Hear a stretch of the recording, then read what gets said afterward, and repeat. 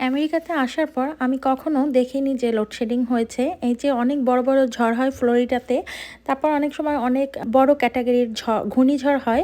Category 5 পর্যন্ত ঘূর্ণিঝড় হয়েছিল একবার। তো তখনও অনেক ঝড় বৃষ্টি হয়েছিল, অনেক ক্ষয়ক্ষতি হয়েছিল, কিন্তু তখনও আমাদের এইখানে মানে ওয়েস্ট পাম বিচে কারেন্ট যায়নি। কিন্তু গতকালকে হঠাৎ করে কারেন্ট চলে যায়। তো আপৎকালীন সময় না হলে বা খুব বেশি ক্ষয়ক্ষতি বা কোনো বড় ধরনের বিপদ না হলে কারেন্ট খুবই কম যায়, লোডশেডিংটা খুবই কম হয়। আমি এত বছরে মাত্র এই যে গতকালকে দেখলাম কারেন্ট চলে গেল 2 ঘন্টার জন্য। অবশ্য আমাদেরকে ইমেল করে দিয়েছিল যে 2 ঘন্টা পরে 8:45টার দিকে কারেন্ট চলে আসবে, 2 ঘন্টার মতো কারেন্ট থাকবে, আর যদি তাড়াতাড়ি সলভ করতে পারে তাহলে আরও তাড়াতাড়ি চলে আসবে।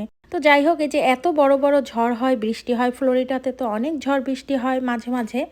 তবে ঘূর্ণিঝড়টা কয়েক বছর যাবৎ হচ্ছে না, যেগুলো আর কি খুব বড় বড় ক্যাটাগরির ঝড়। যাই হোক নাই হোক না কেন, কারেন্টটা আমি খুব কমই যেতে দেখি।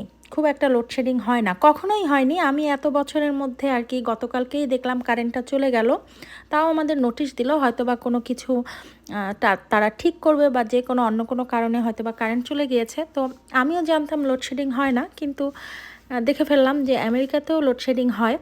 আসলে কথা হচ্ছে গিয়ে, আমেরিকা বলেন, পৃথিবীর যে কোনো দেশ বলেন অথবা বাংলাদেশ বলেন, এই লোডশেডিং ব্যাপারটা বা কারেন্ট চলে যাওয়াটা, অনেকেই বলে লোডশেডিং, যেটা হচ্ছে গিয়ে বারবার চলে যায় আর আসে। এই যে কারেন্ট চলে গেল, এটাকে আসলে লোডশেডিংয়ের মতো বলা যায় না, কারণ অনেক বছর পরে যেহেতু এই 2 ঘন্টার জন্য কারেন্ট গেল, এটা তো আসলে লোডশেডিং না। তো আমাদের ফ্রিজে যত মজুত করা খাবার ছিল বা ফ্রিজে যে ফ্রোজেন খাবারগুলো ছিল, সেগুলোও নষ্ট হয়নি, কারণ 2 ঘন্টার জন্য তো আসলে ওইভাবে কিছু নষ্ট হয়ে যায় না।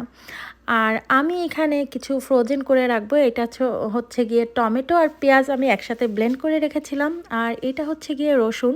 তো এগুলো আমি ডিপে রেখে দিব, এই আইস কিউব করার এই বক্সটাতেই আমি রেখে দেই। আর ফ্রোজেন করা থাকলে বেশ কয়েকদিন খুব একটা রান্না করতে গিয়ে সময় লাগে না। এই জিনিসগুলো যদি রেডি থাকে তাহলে রান্নাবান্নায় কিন্তু সময়টা একটু কম লাগে। তো আমি কিছু রসুন, কিছু পেঁয়াজ আর টমেটো একসাথে ব্লেন্ড করে নিয়েছিলাম, আর কিছু পেঁয়াজ সেগুলোও ব্লেন্ড করে নিয়েছি। আর কিছু পেঁয়াজ কেটে ফ্রিজে রেখে দেই, যাতে রান্নার সময় খুব তাড়াতাড়ি আমার রান্নাটা হয়ে যায়। কারণ এখানে যেহেতু আমাদের কোনো সাহায্যকারী নেই, তো নিজের কাজটা নিজেকেই করতে হয়। যতটা সম্ভব এগিয়ে রাখা যায় ততটাই ভালো। আর যেহেতু খুব একটা লোডশেডিং বা কারেন্ট যায় না, তো এইগুলো নষ্ট হওয়ার চান্স খুব কমই থাকে। তবে 2-1 সপ্তাহ বা 1 মাস পর্যন্ত ভালো থাকে, এর বেশি ব্যবহার না করাই ভালো।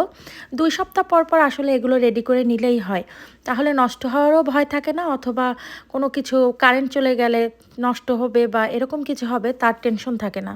তো কিছুদিনের জন্য আমার মশলা বাটাবাটি থেকে আমি মুক্তি পেয়ে গেলাম। তো সবাই ভালো থাকবেন, আপনারাও এভাবে করে রাখবেন।